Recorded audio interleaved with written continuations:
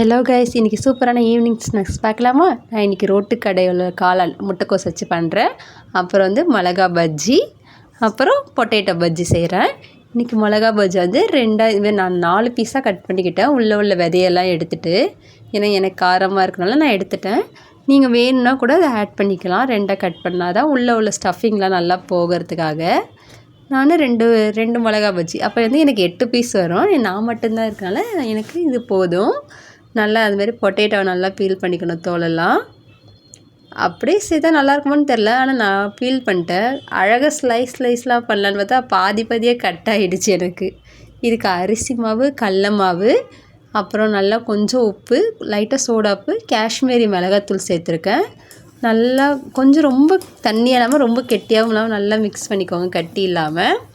அப்புறம் இது வந்து நம்ம காளான் செய்கிறதுக்கு முட்டைக்கோஸ் செய்கிறதுக்கு மைதா மாவு, கடல மாவு, அரிசி மாவு, அப்புறம் கார்ன்ஃப்ளவர் மாவு சேர்த்துருக்கேன். அது கூட தேவையான உப்பு, காஷ்மீரி மிளகாத்தூள். இது கொஞ்சம் கலர் பவுடர் சேர்த்தா இன்னும் சூப்பராக இருக்கும், ஆனால் கலர் பவுடர் நான் சேர்க்கலை. நல்லா இது கொஞ்சம் ரொம்ப தண்ணி இல்லாமல் கொஞ்சம் கெட்டியாக இருந்தாலே நல்லா தான் இருக்கும். அப்புறம் இது கூட சேர்த்து நம்ம முட்டைக்கோஸை ஆட் பண்ணிக்கலாம். ஃபஸ்ட்டு முட்டைக்கோஸை பொரித்து எடுத்துக்கணும். இப்போ வந்து நான் பொட்டேட்டோ பஜ்ஜி செய்கிறேன். நல்லா முக்கி எடுத்துட்டு நான் வந்து கலர் பவுடர் சேர்க்கல, அதனால இந்த கலரில் இருக்குது. கலர் பவுடர் சேர்த்துனா நல்லா கலராக கடையிலலாம் சாப்பிட்ற மாதிரி வந்திருக்கும். நெக்ஸ்ட்டு மிளகா பஜ்ஜி. எனக்கு மிளகா பஜ்ஜினா ரொம்ப பிடிக்கும். உங்களுக்கு மிளகா பஜ்ஜி ரொம்ப பிடிக்குன்னா கமெண்ட்டில் சொல்லுங்கள். நல்லா மாவெல்லாம் இது பண்ணிவிட்டு அப்படியே சில நேரத்தில் மிளகா வெடிக்கும்னு சொல்லுவாங்க, அதனால் ஸ்லிம்மில் வச்சுட்டே நம்ம வந்து போடலாம்.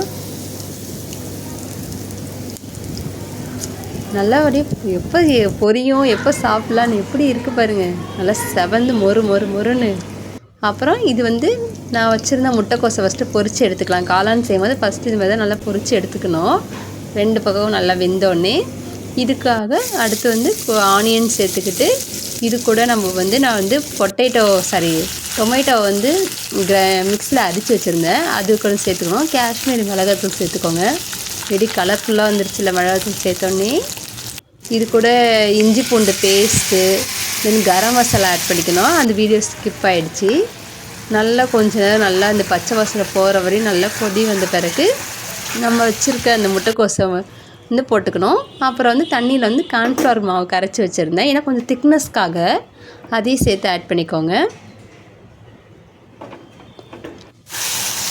இவ்வளோ ஒரு பார்க்கவே சூப்பராக இருக்குல்ல. இது கூட டொமேட்டோ சாஸு, அப்புறம் வந்து க்ரீன் சில்லி சாஸ் சேர்த்துக்கோங்க, இன்னும் நல்லா டேஸ்ட்டு வரும். சூப்பராக இருக்குல்ல பார்க்குறதுக்கே. நல்லா ஆனியன்லாம் போட்டு கார்ன்லாம் போட்டு சர்வ் பண்ணி என்ஜாய் பண்ணுங்கள். மறக்காமல் நம்ம சேனலை சப்ஸ்கிரைப் பண்ணிக்கோங்க. டாடா.